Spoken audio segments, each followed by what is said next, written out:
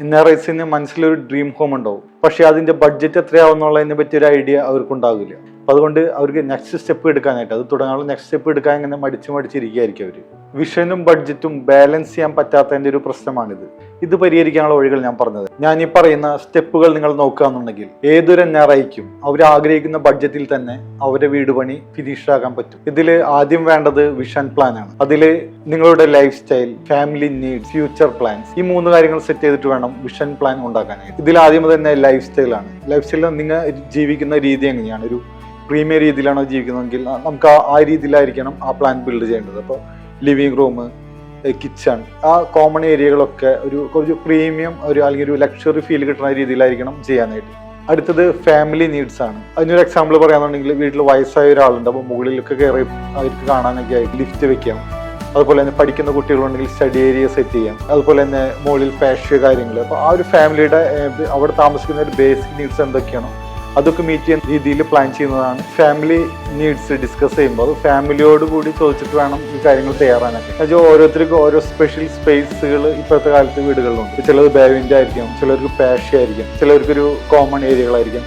അപ്പം അങ്ങനെ correct basic needs അത് നിങ്ങളുടെ മാത്രം ഒരു ആഗ്രഹമല്ലാണ്ട് ഒരു ഫാമിലിയുടെ മൊത്തം ആഗ്രഹങ്ങൾ.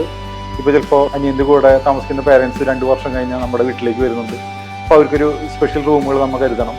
അതുപോലെ തന്നെ മക്കള് പഠിപ്പ് കഴിഞ്ഞ് വന്നു കഴിഞ്ഞാൽ ഇപ്പോൾ പ്രത്യേകിച്ച് ഒരു ഡോക്ടറോ വക്കീലോ ആയി വന്നു കഴിഞ്ഞാൽ അവർക്കൊരു ചെറിയൊരു ഓഫീസ് സെറ്റപ്പിന് വേണ്ടിയിട്ട് ഒരു റൂം നമ്മൾ മുൻകൂട്ടി പ്ലാൻ ചെയ്ത് വെച്ചാൽ വളരെ നല്ലതാണ്. അതുപോലെ തന്നെ നമ്മുടെ ഒരു ഗ്യാരേജ്, നമുക്കിപ്പോൾ ഭാവിയിൽ മക്കളൊക്കെ വലുതായി കഴിഞ്ഞാൽ കൂടുതൽ വണ്ടികൾ വന്നു കഴിഞ്ഞാൽ അത് ആ വീടിന് ഭംഗി പോകാത്ത രീതിയിൽ മുൻകൂട്ടി തന്നെ പ്ലാൻ ചെയ്ത് നിങ്ങൾ വിഷന് തയ്യാറാക്കിയ ഓരോ കാര്യത്തിനും എത്ര ബഡ്ജറ്റ് വീതം അലോക്കേറ്റ് ചെയ്യാൻ പറ്റുമെന്ന് നിങ്ങൾ തീരുമാനിക്കണം.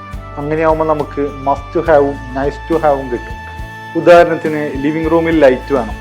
അത് ഷാൻലിയർ ഉണ്ട്, ഡൗൺ ലൈറ്റുകളുണ്ട്, അതുപോലെ തന്നെ സ്പോട്ട് ലൈറ്റുകളുണ്ട്. ഇതിൽ ഷാൻലിയർ എന്ന് പറയുന്നത് നൈസ് ടു ഹാവ് ആണ്. ഡൗൺ ലൈറ്റ് എന്ന് വെച്ചാൽ കോമൺ ഏരിയ ലൈറ്റുകൾ എന്ന് പറയുന്നത് മസ്റ്റ് ഹാവ് ആണ്.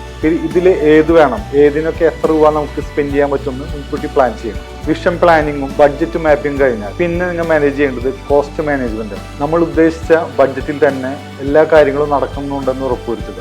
ഇനി എന്തെങ്കിലും കാര്യങ്ങൾ മാറ്റം വരുത്തേണ്ടതുണ്ടെങ്കിൽ മെറ്റീരിയൽസിന്റെ ക്വാളിറ്റിയിൽ യാതൊരു വിധ പ്രശ്നമില്ല എന്ന് ഉറപ്പുവരുത്തുക. ഞാൻ ഈ പറഞ്ഞ 3 കാര്യങ്ങൾ വ്യക്തമായി നിങ്ങൾ ചെയ്യുകയാണെന്നുള്ളത് നിങ്ങളുടെ ഡ്രീം ഹോം നിങ്ങൾ ഉദ്ദേശിച്ച ബഡ്ജറ്റിൽ നിൽക്കും. ഇതിന് എക്സ്പീരിയൻസ് ആയിട്ടുള്ള ഒരാളുടെ സേവനം ആവശ്യമാണെന്ന് നിങ്ങൾക്ക് തോന്നുകയാണെങ്കിൽ ഞങ്ങളെ കോൺടാക്ട് ചെയ്യാം.